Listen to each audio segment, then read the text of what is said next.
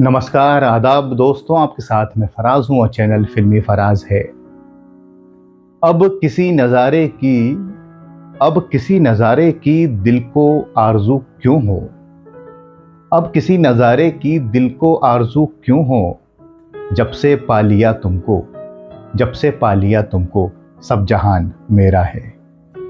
जब से पा लिया तुमको, सब जहान मेरा है। पर्वतों के पेड़ों पर शाम का बसेरा है। ये शायरी साहिर साहब का गीत फिल्म शगुन से, खय्याम साहब का संगीत क्यों पढ़ी मैंने आपके सामने, इस पर हम बात करेंगे। दोस्तों, खय्याम साहब मोहम्मद ज़हूर खय्याम हाशमी,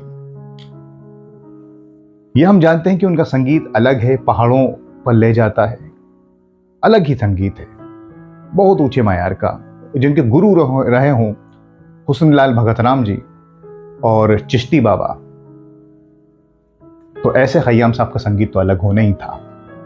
ये और बात है कि उन्हें बहुत बाद में जाके मकबूलियत हासिल हुई। हालांकि पहले वो शर्मा जी वर्मा जी के नाम से संगीत देते थे।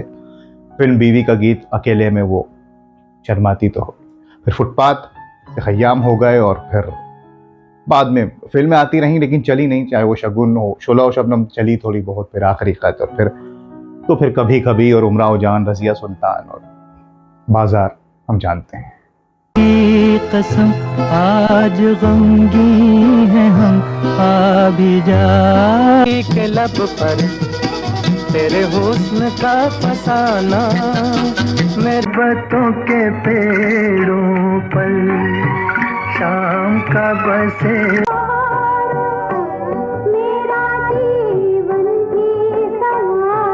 मैं पल दो पल का शायर हूँ, पल दो पल मेरी कहानी। मोहब्बत बड़े काम की चीज है, काम की।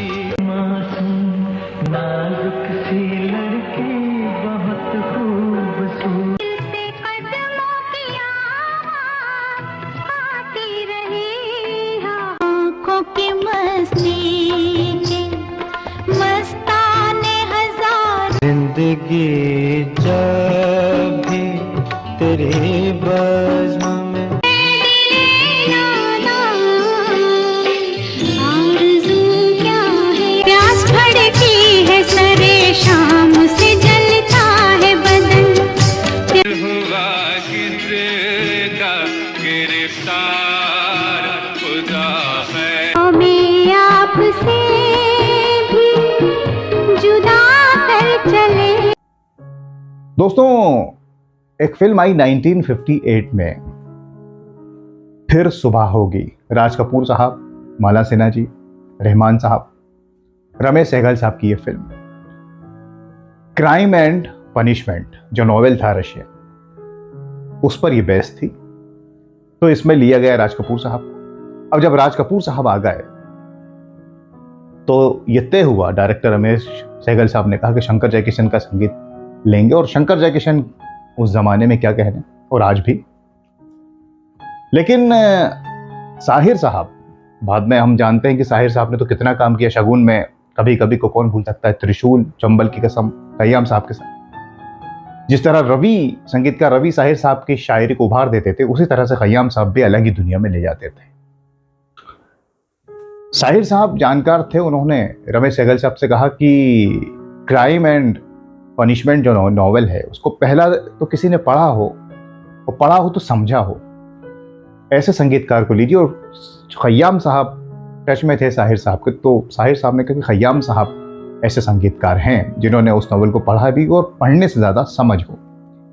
लिहाजा बात तय हुई कि खय्याम साहब संगीत दें या ना दें, क्योंकि राज कपूर बहुत बड़े एक्टर, डायरेक्टर, और वो शंकर जयकिशन को ही पसंद करते थे। लिहाजा करें तो क्या करें।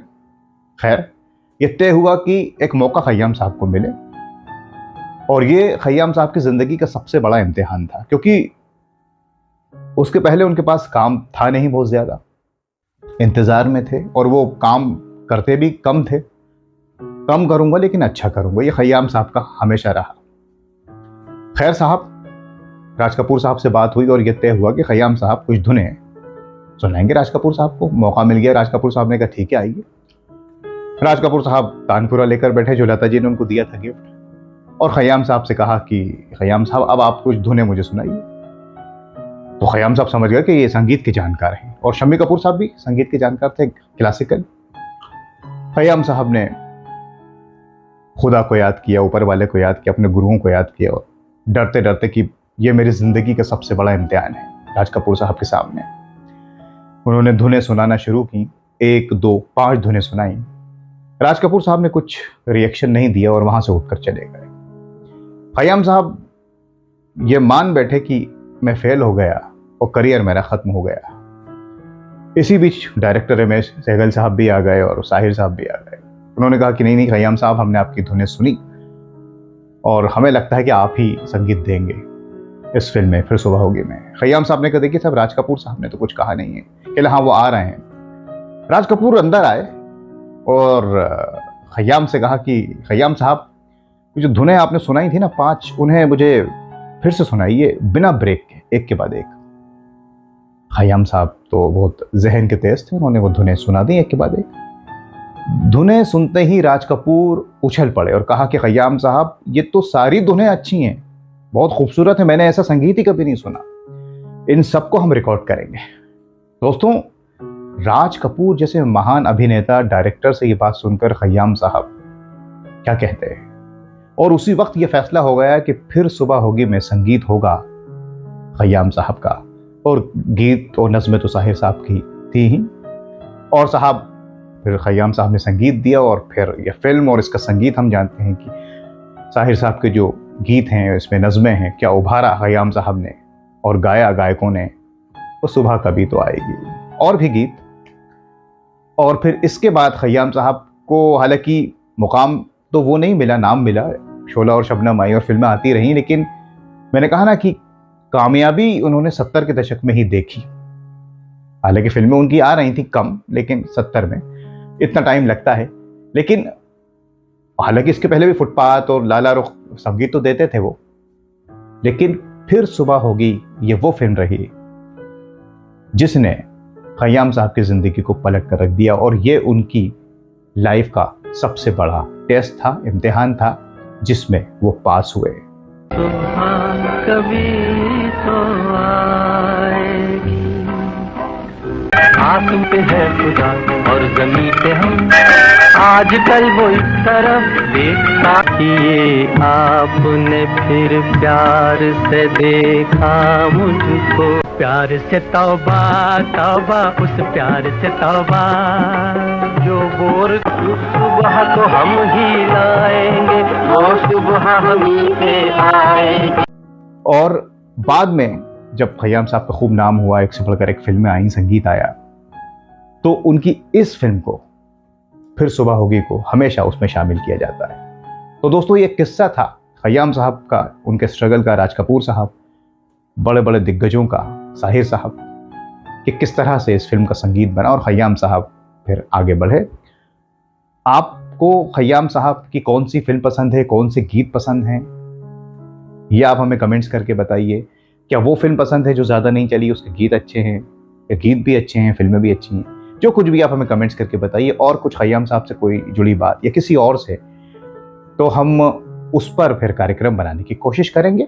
अब आज के इस कार्यक्रम को यहीं समेटते हैं, फिर जाऊंगा कोई और प्रोग्राम आपके लिए लेकर आऊँगा। तब तक के लिए आप अपना ख्याल रखें, और अब अपने दोस्त फराज को इजाज़त दीजिए। नमस्कार, खुदा हाफिज़।